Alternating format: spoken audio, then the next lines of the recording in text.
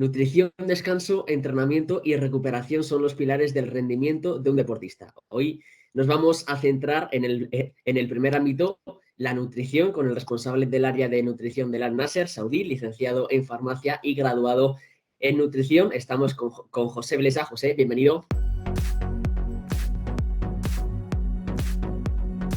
Muchas gracias.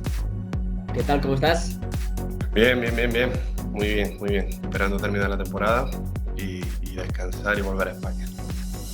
En primer lugar, José, el fútbol pues evoluciona, como estamos viendo, hacia un ritmo mucho más frenético. El físico ahora mismo es trascendental en el deporte de hoy en día, pero ¿qué importancia tiene la nutrición para el deportista de la actualidad? Bueno, mira, la nutrición es fundamental. La nutrición es fundamental, el rendimiento es fundamental en el fútbol. Porque estamos con las capacidades técnico-tácticas, pues son lo que va a determinar que un futbolista sea mejor o peor.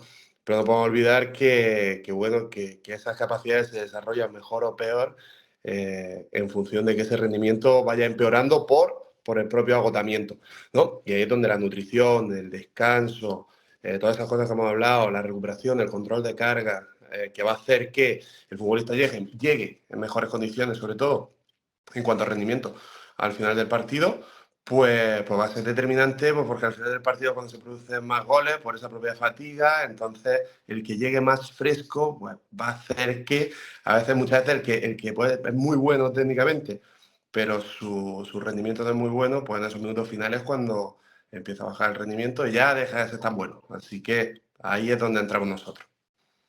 A nivel profesional, donde el desgaste calórico es alto porque entrenan, juegan, descansan, entrenan y así constantemente.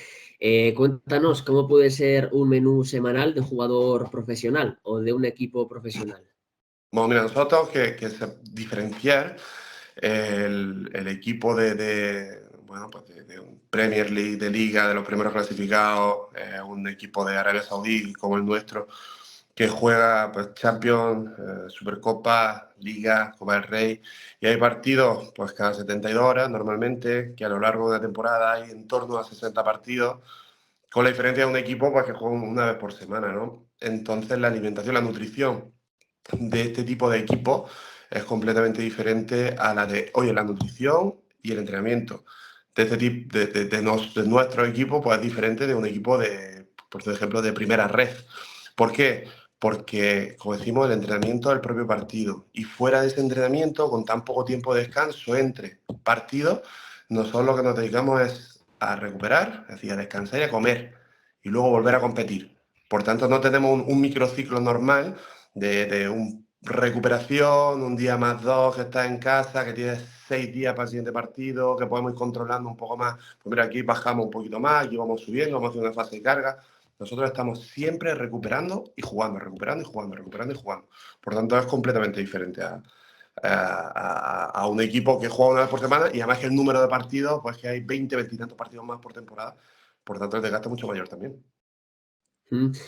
Este podcast, José, lo escuchan fundamentalmente muchos entrenadores de fútbol base. Entonces, para todos aquellos que entrenen a equipos humildes, ya sea de categoría pues, alevín, infantil, cadete o juvenil, cuéntales qué deben comer un día antes, el día del partido y la ingesta posterior a este. Pues mira, lo que me parece importantísimo que estos entrenadores sepan y sean conscientes es que nosotros sabemos que el jugador tiene que comer para rendir. Eso es así. Es decir, para tener un buen rendimiento hay que comer más de lo que el deportista gasta. ¿Qué pasa en esta edad temprana? Que además el chico pues tiene que ir al colegio, tiene quizá otras actividades, tiene además que hacer tareas, tiene un gasto calórico muy alto. Además vemos en estudios en Premier League que es donde, en la academia de Premier League, que es donde se produce donde están casi todos, podemos Mm. observar casi todos los estudios en fútbol, eh, es que hay un déficit calórico, es decir, que los chavales desde que tienen 12 o 13 años están comiendo menos de lo que necesitan. Entonces, mensaje número uno, que tienen que comer más. Además, el otro día encontraba un estudio por ahí muy interesante en el que decía que no tengo tiempo para. Preguntaban a los padres, a los entrenadores, a los chicos, oye, ¿qué pasa? Pues mira, que antes y después del colegio, que antes y después del entrenamiento de fútbol, no encuentran tiempo para comer. Si al final ese chico no encuentra tiempo para comer, ya no solo estamos afectando el rendimiento, estamos afectando al crecimiento y a la maduración de estos chicos. Entonces, mensaje fundamental, que tienen que comer. Luego, ¿Qué tienen que hacer inmediatamente después? Pues fíjate, nosotros cuando estamos en altísimo nivel, en alto rendimiento, nosotros sabemos, lo que decimos es que hay que recuperar inmediatamente después de terminar el partido. Es decir, tengo que ir casi corriendo con esas bebidas de recuperación del futbolista inmediatamente después porque no tienen tiempo para recuperar. Pues que este chico tampoco va a tener tiempo para recuperar. Entonces, porque mañana va a tener que levantarse temprano para ir al cole probablemente y no va a descansar lo suficiente. Entonces, estas medidas de recuperación, que el otro día yo en el máster de la Liga les hablaba de que ponían un montón de estudios, que muchas veces hablamos de la suplementación y tal. Pues mira, les ponía 20.000 estudios en los que se ve como un batido de chocolate que tiene proteína de la leche, que tiene carbohidratos de ese azúcar y que tiene líquidos de ese agua, esa hidratación que necesitamos reponer, pues una fuente maravillosa. Y en esas 4 horas después del partido, que son las más importantes para recuperar esa recuperación inmediata, tienen que comer. ¿Y esas comidas a base de qué? Pues a base de carbohidratos, que son los que van a hacer es que repongamos ese depósito de gasolina que hemos vaciado. ¿Dónde están estos carbohidratos? Pues ya sabéis, en el arroz, en la pasta, en el pan. Pues un bocadillo de algo que no sea muy graso después de un partido y además un batido de chocolate. Pues mira que es sencillo, que lo puede hacer todo el mundo.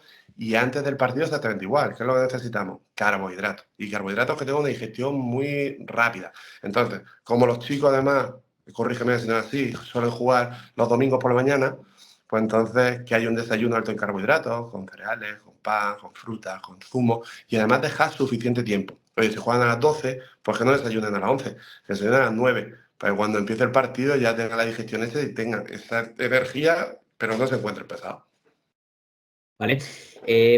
Yo, José, con respecto también a la nutrición, veo que muchos la vemos como forma de dar gasolina a nuestro cuerpo, pero yo creo que no le damos del todo la importancia que tiene, sobre todo en la recuperación, que también. La recuperación es lo más importante. Además, como te decía, depende de cuando nosotros, que es a lo que yo me dedico, que es el alto rendimiento, no tenemos tiempo de recuperar, pues que lo que vamos a hacer es que, fíjate, la FIFA recomienda no jugar un partido en menos de 72 horas, es decir, dejar al menos 72 horas entre partidos. Pero fíjate que la mayoría de estudios lo que dice es que para recuperarte utilizando todas las técnicas adecuadas necesitamos 120 horas. Por tanto, estamos jugando partidos antes de que estés recuperado. ¿Y qué pasa si Fernando Alonso, otro día ponía el mismo ejemplo, tú te imaginas que Fernando Alonso empezase una carrera con el depósito a media? ¿Sabes que va a No, perder, verdad? claro, claro. Vale, pues esto es lo que está pasando en el fútbol hoy en día. El otro día decía, bueno, el otro día, esta temporada decía Guardiola, ¿no? Que no se está primando, es decir, se está castigando la salud de los jugadores por jugar tanto partidos, por premiar las televisiones, por que estamos poniendo en riesgo la salud de los futbolistas. Y es cierto, estamos viendo un número, estamos viendo que hay muchísimas lesiones, que hay muchísimas lesiones musculares, que el control de las cargas es mucho más complejo porque no hay tiempo para descansar, que además si el futbolista nosotros sabemos que el futbolista muchas veces no es el deportista más disciplinado del mundo, ¿no? Entonces, y si además le ponemos piedras en el camino, porque no le dejamos tiempo para recuperar entre partidos, pues entonces es una bomba. Entonces, nosotros como nutricionistas, los entrenadores, incluso los fisioterapeutas, con esas medidas, todas esas técnicas de recuperación que pueden utilizar, con el frío, con los masajes, con la normatec, con lo que sea, nuestro trabajo ahora mismo es fundamental, porque es que el calendario no nos está dando tiempo para recuperar. Entonces, tenemos que estar muchísimo más encima de los deportistas, de los futbolistas, para que hagan todo lo posible para que lleguen al siguiente partido y no se lesionen, en último término. Fíjate, eso es lo más importante. Y como forma de prevenir lesiones, ¿en qué sentido influye también la nutrición? Bueno, te he dicho que los chavales desde que tienen 12, 13 años y conforme van subiendo de categoría, conforme van teniendo más años, esa diferencia entre lo que comen y lo que gastan es mayor. Es decir, si el chaval está gastando más de lo que está comiendo, pues no solo se ve afectado a su rendimiento. También además es que, bueno, pues que estará cada vez más débil, también además tendrá problemas para conciliar el sueño, además, como hemos dicho, tendrá problemas de crecimiento y maduración, además tendrá, y en último término, pues también tendrá problemas de lesiones o fracturas por estrés, lesiones. ¿Por qué? Porque no tiene energía suficiente y eso al final hace que tenga más probabilidad de lesionarme. Entonces, si hemos dicho que esto lo vemos desde los 12 a 13 años hasta en el fútbol profesional, si no damos tiempo a recuperar, si no consumimos suficiente energía, que es lo más importante. Oye, ¿qué es lo más importante del fútbol? Que a veces se nos va un poco la olla. No, comer súper sano. Y eso hace que se vendan mensajes de chicos de 12, 13 años comiendo por la noche dorada y ensalada. Cuando ese chico lo que necesita es recuperar y tener energía para todas las cosas que hemos dicho que necesita, ¿no? Entonces, ¿qué es lo más importante? La energía. ¿Cuánto como? Comer lo suficiente. Esa es la mejor forma de prevenir lesiones. Oye, también hay muchas más cosas, tú lo has dicho al principio. El descanso. El descanso también es fundamental. La buena hidratación, el control de las emociones. Pero mira, lo más importante, incluso cada cuánto como el suplemento de moda es cuánto, no cada cuándo, es decir, no cuándo, sino cuánto como. Tengo que comer más. Si el chico además veo que va creciendo y es que no va ganando peso, que es muy normal y lo vemos en categorías inferiores, que no está comiendo lo suficiente. Y eso al final pues va a hacer, como he dicho, que tiene todos esos problemas de salud, que tenga un peor rendimiento, que pueda lesionarse más, que su sistema inmunológico, que son estas defensas, esté deprimido y además pues tenga más posibilidades de tener infecciones. Pues es que el niño está siempre malo, claro, por todas estas cosas. Me acuerdo hace un año y medio cuando te entrevistó antes del Mundial de Qatar para la cadena SER, me llamó mucho la atención las tres R's. Los tres tipos de recuperación que tenemos: rehidratar, beber agua, regenerar carbohidratos y reparar proteínas. Cuéntanos.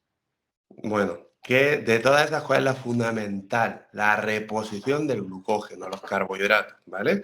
Entonces, nosotros después de un partido, vamos a decir que tenemos la recuperación inmediata, que son esas 4 horas que hemos dicho post partido, y luego la recuperación que tenemos en los días siguientes, ¿no? Entonces, pues es fundamental, como hemos dicho, que nosotros bueno, nuestro depósito de gasolina. Fernando Alonso va con el depósito de gasolina, llega un momento en el que se queda sin gasolina y tiene que echarle más gasolina. Eso es lo que tiene nuestro glucógeno. Es decir, nosotros cuando comemos carbohidratos, que además es que es un problema porque tengo mucho miedo a comer carbohidratos, y en deportistas no hay que tener ningún miedo porque además la gasolina, te repito, imagínate, un Fórmula 1 sin gasolina, pues nosotros cuando hacemos ejercicio gastamos esa energía de ese glucógeno, ese carbohidrato que está en los músculos, ¿vale?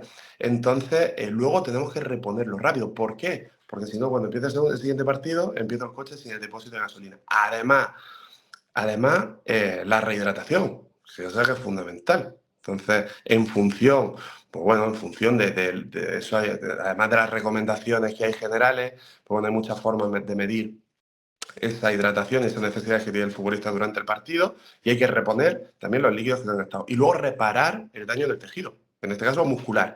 ¿Y eso con qué se hace? Con proteína. Por tanto, fíjate que he recuperado más rápido después de un ejercicio, como te he dicho, que serían esos carbohidratos, ese agua y esa proteína, pues a través de pues, eso. Lo podemos hacer, por ejemplo, con un batido, lo podemos hacer con suplementación, utilizando suplementos que ya tienen esos carbohidratos, que tienen esas proteínas, que tienen que tiene otro tipo de suplementos, y luego en las 4 horas siguientes también procurar hacerlo con comida. Otra cosa que me comentaste muy interesante y que también puede servir como consejo para entrenadores y padres que nos escuchen, me comentaste el ejemplo de Sergio Busquets. Dijiste, por ejemplo, reposición de agua y electrolitos, se recomienda que el volumen sea el 150% del peso perdido de agua repartida en 2 o 3 tomas. Es decir, si Sergio Busquets pierde 1 kilo, por ejemplo, debería beber 1,5 litros. Cuéntanos. Bueno, efectivamente, eso es la rehidratación. Nosotros, en función, fíjate, nosotros en Al Nacer, bueno, no es normal, pero se pesa el jugador antes y después del partido. Lo normal es hacerlo a través de la tasa de sudoración, es decir, no solo el peso del jugador sin ropa antes y después del ejercicio, sino además el líquido ingerido y el líquido orinado, en este caso, ¿vale? Con eso se hace un cálculo de las necesidades que tiene el jugador a lo largo del partido.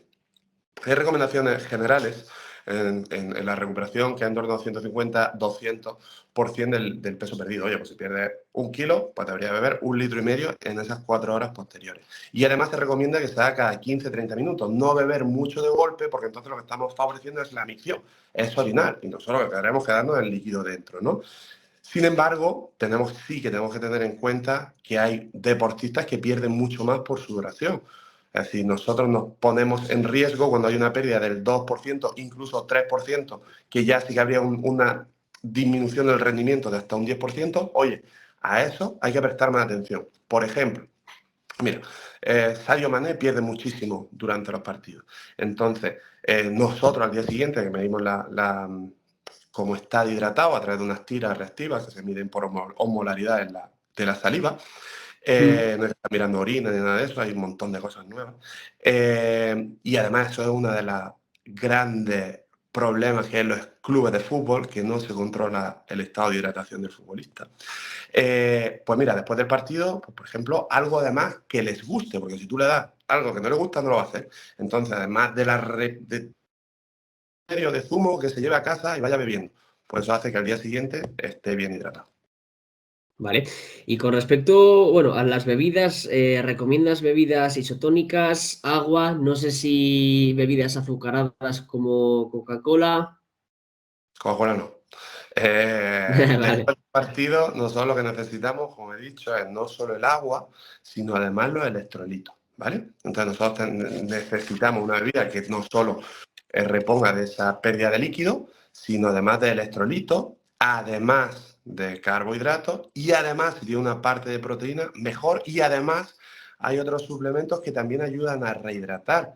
Fíjate, como puede ser la creatina, ¿vale? Esa creatina que bueno, las conocemos para el aumento de fuerza, aumento de masa muscular y tal, pues también en esa bebida de reposición ayuda. Entonces, agua, después no. Necesitamos agua, que además tenga de agua, carbohidratos, que tenga sales minerales, por ese sodio, esa sal que hemos perdido por la sudoración, y necesitamos reponer todo eso.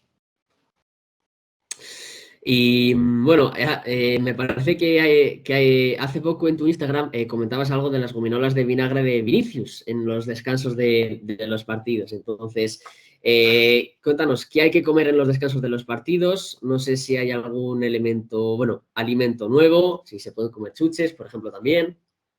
Bueno, mira, lo de las gominolas no es para eso, ¿vale? Lo de las gominolas, ese fue un artículo en el que me citaron, simplemente porque nosotros hablamos de esto ya hace mucho tiempo. Hay un producto y un suplemento maravilloso, novedoso, que es el NonCram, que está hecho pues, bueno, a través de jugo de pepinillo y electrolitos, que lo que hace es que simplemente por el propio sabor manda una señal al hipotálamo y cuando tú tienes un calambre te lo quita en torno al 40% más que, por ejemplo, beber agua, ¿vale? Entonces, esas Vale, gominolas se toman, que ya tienen ese sabor, que es lo mismo que tomarlo en el líquido, ¿vale? Se utilizan cuando hay calambre. Por tanto, tomarlo en el descanso no tiene ningún sentido porque se utiliza de forma aguda. Te lo quitas cuando ya tiene el calambre, no te previene ningún calambre, ¿vale? Y vale. luego, en el descanso, lo que nosotros tenemos que hacer es exactamente lo mismo que hemos hecho después es reponer, es decir, reponer de esa pérdida de carbohidratos que hemos ido teniendo. Entonces, ¿qué suele haber en un vestuario? Pues mira, en un vestuario debe de haber bebidas isotónicas, que no hace falta que sea algo extraordinario. Puede haber Powerade, puede haber Gatorade, por ejemplo.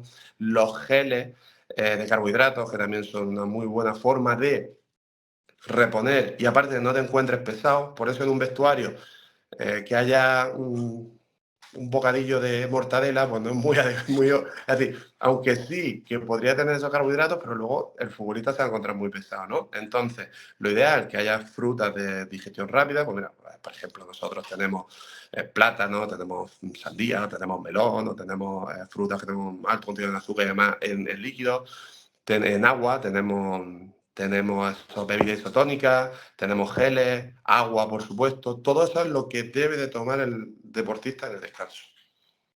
Vale. Está muy de moda el ayuno, también en deportistas, José. No sé si lo recomiendas, si estás a favor, si estás en contra. Mira, el ayuno hecho como herramienta porque yo me levanto, porque entreno a las 10 de la mañana, me levanto tarde y luego inmediatamente después del entrenamiento repongo de lo que he gastado durante el entrenamiento y en el resto del día consumo, como he dicho, la energía suficiente, sin problema ninguno. Hemos dicho que el principal problema del futbolista es que no consume suficiente energía. Además, según dice la FIFA, no según digo yo, dentro de esa energía, que no consume suficiente energía y además no consume suficientes carbohidratos, lo que he dicho, un problema grave. Vale, ¿qué pasa? Que estamos desvirtuando el mensaje. Es decir, si yo me levanto por la mañana, estamos hablando de deportistas, no estamos hablando, todo lo que estamos hablando ahora mismo es de deportistas o deportistas profesionales o deportistas que tienen un gasto suficiente, ¿no? ¿Vale? Quizá el ayuno intermitente, para mí, que entreno una horita al día y tampoco la mayoría de los días con mucha intensidad y que el resto del día estoy sentado y que me levanto y no desayuno y eso hace que reduzca las calorías diarias, sin problema. Pero en deportistas que hemos dicho que es grave no consumir la suficiente energía, si el hacer ese ayuno hace que al final del día no consuma la energía que necesito, pues entonces es un problema. Ahora, ¿se puede hacer ayuno y consumir la energía que necesitamos durante el resto del día? Sí, pues entonces estaría bien planteado. Estamos hablando de los carbohidratos y te tengo que preguntar de forma obligada por la dieta paleolítica de Marcos Llorente y luego también por la dieta casi vegana de Saúl. Cuéntanos, ¿qué opinas sobre ellas? Porque imagino que tampoco esta nutrición, no sé si llamarlo, bueno, o dieta estricta, entre comillas, tampoco es sinónimo de buen rendimiento. Bueno, no tiene por qué. Es decir, yo te animo a que luego eche un vistazo al Instagram. Puse un vídeo larguísimo hace, yo creo en pandemia, hablando de la dieta paleolítica. Pero es que de lo que es la dieta paleolítica a lo que se ha dicho que es la dieta paleolítica, precisamente por algún jugador, es que está totalmente desvirtuado lo que era la dieta paleolítica, ¿no? De ¿Vale? hecho, en esa dieta paleolítica, ¿en qué se basa esa dieta paleolítica? ¿No? Bueno, pues en el paleolítico, hace 10.000 años, tú sabes que era una sociedad cazadora-recolectora, todavía no había habido, no existía la ganadería, no existía el cultivo, no existían todas estas cosas, la agricultura, ¿no? Entonces, bueno, pues era una sociedad principalmente cazadora-recolectora. Vale, pero la dieta del paleolítico era completamente diferente, como te imaginarás, en una zona en la que había pesca que en una zona en la que había otro tipo es decir, que está en una zona interior en la que era más de caza, ¿no? El eliminar alimentos procesados como tal, si es en lo que basamos esta dieta paleolítica, pues no te lo compro. ¿Por qué? Porque no hay blanco o negro. Te quiero decir, te pongo un ejemplo sencillísimo, ¿no? Todos hemos escuchado que el alimento ultraprocesado, el eliminar el alimento ultraprocesado te lo puedo comprar. Eh, pero ¿Vale? eliminar alimentos procesados no, un aceite de oliva virgen extra es un alimento procesado que no existía en el paleolítico, ¿cierto? Además hay cereales integrales que no refinados, que son buenísimos para la salud y que además se han asociado con una disminución del riesgo de padecer diabetes tipo 2, además una mayor saciedad. Entonces, la dieta paleo llevada al extremo no tiene ningún sentido. No tiene ningún sentido, es que no tiene sentido y más lo que se está defendiendo.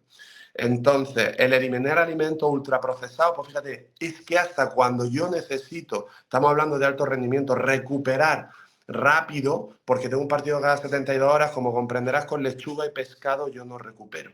Y si mi alimentación se basa en lechuga y pescado, cuando yo llegue al siguiente partido, pues obviamente no voy a tener energía suficiente, ¿de acuerdo? Entonces, cualquier protocolo que se utilice que pueda ser restrictivo, por supuesto, debe ser controlado por un profesional de la salud. Y luego, por supuesto, si hablamos de una dieta paleo, primero vamos a informarnos y vamos a ver de qué iba la dieta paleo y qué es la dieta paleo antes de decir barbaridades.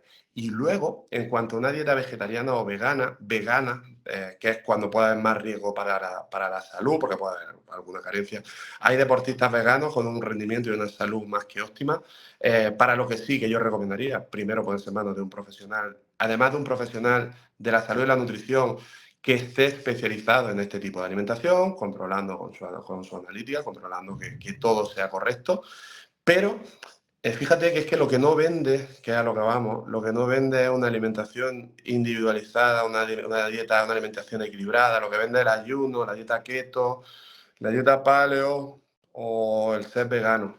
Y cuando yo estoy hablando de salud, yo estoy hablando en personas bueno, pues que no tienen una necesidad energética desmesurada, porque somos personas principalmente sedentarias, que vamos a hacer un poquito de ejercicio diario, pues te lo compro. Pero cuando estamos hablando de deportistas profesionales que no viven de eso, y cuando además lo que hacemos es desvirtuar el mensaje, es decir, el futbolista de moda que diga que, mira, yo es que hago ayuno y yo como una vez al día, o hago ayunos, que lo hemos leído también, de 72 horas. Este podcast me ha dicho que está enfocado en padres, es decir, que lo ven principalmente padres, entrenadores y chicos. Lo que estamos Así es. creando en estos chicos son trastornos de la conducta alimentaria. Estamos haciéndoles creer que no hay que comer, porque si X jugador que juega en primera división, uno, dice que hace eso, y vamos a ver también los intereses económicos o comerciales que hay detrás de eso, ¿qué hace el chico? Deja de comer. Y eso es lo que sí me parece grave, porque no solo estamos creando problemas de salud física, sino también problemas de salud mental. Entonces, todos esos mensajes, y siendo padres, y siendo chicos jóvenes, siendo huir de eso. Porque ya os digo yo que en el fútbol profesional real hay uno que es, lo que pasa es que es lo que vende el mensaje, ¿no? Yo es que hago dieta paleo, yo hago ayuno y yo hago tal. El 99,9% comen de forma equilibrada para mejorar su salud y su rendimiento. Y sin tonterías. El otro día José pensaba y decía, es muy difícil ser entrenador o preparador físico, pero también nutricionista porque tenéis a 22 tíos mínimo, cada uno con un gusto y unas necesidades especiales y particulares. Entonces, cuéntanos desde dentro, tú que lo vives y además de forma profesional, ¿cómo es el trabajo de un nutricionista? Bueno, sí, además depende te tienes que adaptar a la cultura de cada sitio, ¿no? Y además, pues cuando estás en un equipo de alto nivel, pues que hay 20.000 millones de culturas dentro de ese vestuario, que ojalá fueran 22, son bastantes más. Entonces, bueno, nosotros además lo que hacemos es que controlamos el desayuno en el club, el almuerzo en el club, la suplementación en el club. Se debe, como siempre digo, además el individualizar con cada uno de los futbolistas, porque bueno, pues cada futbolista no tiene la misma necesidad de un portero que un extremo, que un jugador lesionado, ¿no? Entonces, dentro de esa variedad que nosotros ponemos en los buffets y dentro de esa, además, el jugador debe de saber qué es lo que tiene que comer. Y además, como te digo, pues adaptarte a las necesidades. Imagínate, ¿no? En Arabia, con el Ramadán, que bueno, porque allí se adapta todo a los horarios propios del Ramadán, ¿no? Entonces, pues bueno, pues se juega a las 10 de la noche siempre y tal. Pero bueno, pero los horarios son completamente diferentes, entonces, y la cultura es todo completamente diferente. Entonces, es complejo, pero es nuestro trabajo. Imagino que en Arabia, claro, no sé si la vida se hace de tarde-noche por el tema del calor. Entonces, claro, el número de ingestas creo que son las mismas, ¿no? Que a nivel europeo, lo que pasa es que lo que cambian son los horarios, ¿puede ser? Tú piensas que, bueno, Al Nasser es el único equipo que entrena por la mañana y porque se ¿Vale? cambió este año. El resto de equipos entrenan por la tarde, así que es completamente diferente, nada que ver. Los horarios de Al Nasser sí son horarios que puede haber en menos hora con calor, que no se puede entrenar por la mañana, o durante el Ramadán, que sí se adapta a esto y a estos horarios y se entrena por la noche también. Durante el año, además, que esto lo hablamos, creo, cuando hablamos para el Mundial, en octubre y noviembre en Arabia no hace calor. ¿Vale? Es decir, que la gente piensa que allí hay 50 grados siempre y 50 grados en verano. Bueno, en verano y primavera hay temperatura alta y hace calor, pero bueno, también hace frío, ¿eh? En los meses de enero o febrero también hace frío. Mm. Entonces, sí que ellos tienen un hábito más de vida nocturna, y eso, sobre todo, el problema que nos encontramos en cuanto a los horarios de descanso, entrenamiento, porque ellos no están acostumbrados, los árabes, o los saudíes en este caso, a entrenar por la mañana. Así que bueno, hay que tener en cuenta que puede que algunos de ellos no descansen lo que necesitan. Además, suelen comer, y sobre todo durante el Ramadán, los horarios de comida son por la noche, y además suelen comer muchos dulces y bueno, y alimentos que no son muy buenos para el rendimiento y para la salud del deportista. Pero sí que los hábitos son diferentes, aunque en el Nasser se están intentando europeizar desde esta temporada. Vale. Cuéntanos desde dentro cómo lo ha vivido Sadio Mané y más o menos cómo han sido los consejos a nivel nutricionales que le habéis dado y qué es lo que ha comido durante este mes prácticamente que dura.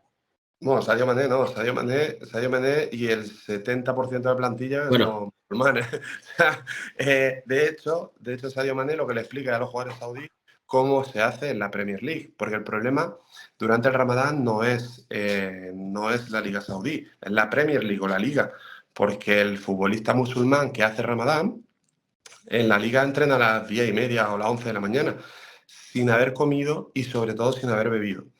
Y únicamente cuando suelen saltarse ese Ramadán es el día de partido, ¿vale? Pero durante la semana, fíjate, si la última comida, que es el sahur, lo hacen a las 4, 3, 4 de la mañana, se tienen que levantar a las 8 para ir a entrenar, pues no han dormido. Y además cuando se levantan no pueden ingerir líquido, que es el principal problema, más que la comida. Pues eso, cuando Mané eso se lo explica a los jugadores saudíes y dice, no, pero es que en la Premier, haciendo Ramadán, nosotros jugamos a las 3 de la tarde. Y se queda como, ¿cómo? Pues es que eso es lo complejo, es el futbolista musulmán que juega en Europa. El futbolista musulmán que juega en Arabia, simplemente, ya te digo, hasta los horarios de entrenamiento, comida, es decir, el jugador llega una vez que ya ha comido, que ha hecho su comida en familia, que se ha hidratado, ya entrena y el partido es exactamente igual. Entonces, no hay tanto problema en Arabia como lo hay en Europa con los futbolistas musulmanes. Mm.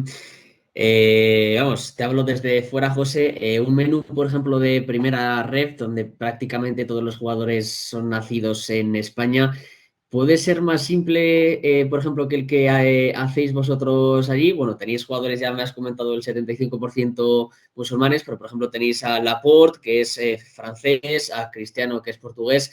Esas diferentes culturas y hábitos también os generan muchas más complicaciones, entre comillas, o os da más trabajo. Sí, bueno, sí, y tienes que, pues seguramente en España, prácticamente todos los clubes tienen una alimentación similar. Allí, además de, por supuesto, comida internacional, que es lo que se come en cualquier sitio o en cualquier buffet de cualquier equipo, además nosotros utilizamos platos árabes, ¿no? Entonces, hay una comida diferente, utilizamos platos árabes, aunque sí que por todos esos futbolistas internacionales hay comidas que a cualquiera le gusta y que podemos encontrar en cualquier sitio. Además, hacemos recetitas que les resulten atractivas y les gusten, repostería saludable y estas cosas, pero sí que es diferente. Es decir, yo cuando estuve en Bélgica hace ya unos años, en el Mukron, pues la mayoría de los futbolistas eran africanos. Entonces, los hábitos del futbolista africano son completamente diferentes, los gustos son completamente diferentes. Entonces, también tienes que intentar pues, que sea algo que les guste o dar variedad suficiente. Y luego, lo que me parece muy importante es saber dónde estamos, ¿no? No son los mismos los recursos que hay en el Nasser que los recursos que tendrá el Rayo Majadahonda a nivel de presupuesto, ¿no? Entonces, seguro que el Rayo Majadahonda lo tiene mucho más complicado para elaborar un menú que nosotros, que podemos utilizar o poner el tipo de platos y culturas culinarias que nos dé la gana. No sé si vives allí en Arabia o sigues yendo y viniendo, como hace un año y medio. No, desde marzo desde marzo de la temporada pasada en Arabia. ¿Vale? Cuéntanos cuáles son por ejemplo, los platos o la comida preferida del Laporte de Cristiano. Si no lo puedes contar, si no lo puedes contar. No sé, pregúntaselo a ellos. Eh, comen de todo, comen de todo. ¿Vale? Y otra cosa que he leído y que me parece muy interesante, José, que la nutrición o las necesidades nutricionales también varían en función de la edad y del sexo o del género, como queramos llamarlo. Entonces, por ejemplo, hemos tratado pues, categoría alevín, infantil, cadete, juvenil, pero en fútbol femenino también habría que cambiar un poco el menú o los alimentos en fase de desarrollo. Bueno, del fútbol femenino, además nos encontramos los mismos problemas que nos encontramos en el fútbol masculino, con además otra serie de trastornos y problemas que tienen más predisposición en chicas, como pueden ser problemas de anemia ferropénica y además el otro día exponía estudios los que hablaba de esto, que es un problema de desconocimiento. Normalmente en las chicas hay una ingesta energética insuficiente. Además, hay una ingesta de carbohidratos insuficiente y además hay problemas también con el hierro y la vitamina D. Y lo que decían estos estudios además es que el problema era que no sabían qué era lo que tenían que comer, ¿no? Entonces, fijaros que no son solo los problemas fisiológicos, sino en mujeres los trastornos hormonales que también se pueden crear. Entonces tenemos que prestar también atención, exactamente igual que en los hombres, en que haya una ingesta energética suficiente y adecuada y nutricional, que coman de todos los nutrientes que necesitan para, además, tratar de no tener este tipo de problemas hormonales. Muchas veces, José, nos guiamos un poco del nivel de las ligas por vídeos que vemos en YouTube o en TikTok o en Instagram, pero tú que lo vives desde dentro, ¿cómo es el nivel de la liga saudí y el boom que ha tenido en este último año o en estos 2 últimos años? Bueno, el nivel de la Liga Saudí en la Liga Saudí hay 4 o 5 equipos con un nivel alto. El principal problema de la Liga Saudí es precisamente lo que hablábamos antes, el rendimiento. Para mí el gold estándar de la liga del mundo es la Premier League. Y tú me vas a decir, bueno, ¿pero por qué? ¿Por los jugadores que hay? No, por cómo se compite, ¿vale? Por cómo se compite, por cómo se corre, por cómo se pelea, por cómo los kilómetros que se hacen a alta intensidad, con esos duelos que hay, esa intensidad que hay en el juego. Bueno, la Liga Saudí es totalmente lo contrario, ¿no? Es decir, sobre todo porque bueno, técnicamente, por ejemplo, sabes que hay un límite de jugadores internacionales que pueden jugar y luego tienen que jugar jugadores saudíes, ¿no? Son 5 jugadores saudíes, 8 jugadores internacionales. Dicen que lo van a subir el año que viene. Y, es decir, más jugadores internacionales, pero no está eso, vamos, no está claro. Vale. ¿Qué pasa? El jugador saudí no es fuerte.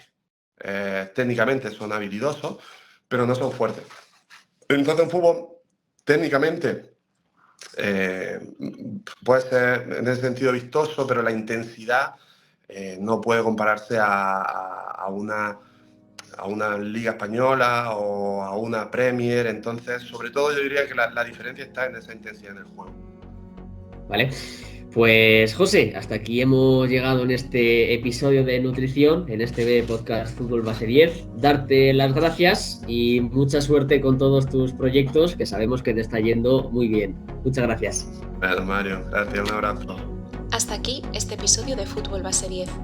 No te olvides de suscribirte al canal si todavía no lo has hecho y darle like si te ha gustado el contenido.